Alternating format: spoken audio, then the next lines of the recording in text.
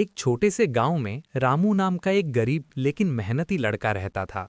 उसके पिता किसान थे और माँ घर घर काम करके परिवार चलाती थीं। घर की आर्थिक स्थिति अच्छी नहीं थी, लेकिन रामू को उसके माता पिता ने एक बात हमेशा सिखाई थी: ईमानदारी सबसे बड़ा धन होती है।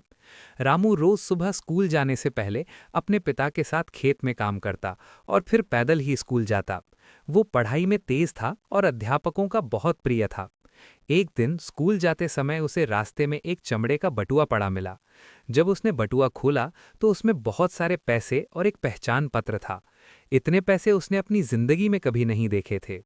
रामू के मन में एक पल के लिए विचार आया कि इन पैसों से वो अपनी माँ के लिए दवाइयाँ और अपने लिए किताबें खरीद सकता है। लेकिन अगले ही पल उसे अपने पिता की सीख याद आ गई। उसने मन को समझाया और बटुए के मालिक को ढूंढने का फैसला किया। पहचान पत्र से पता चला कि बटुआ गांव के ही एक सेठ जी का है, जो बहुत अमीर और सम्मानित व्यक्ति थे। रामू सीधे उनके घर पहुंचा और बटुआ उन्हें सौंप दिया।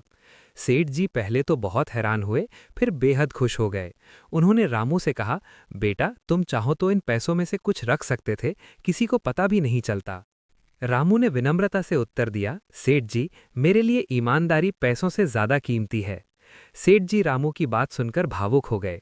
उन्होंने न सिर्फ रामू को इनाम दिया, बल्कि उसकी पढ़ाई का पूरा खर्च उठाने का भी वादा किया।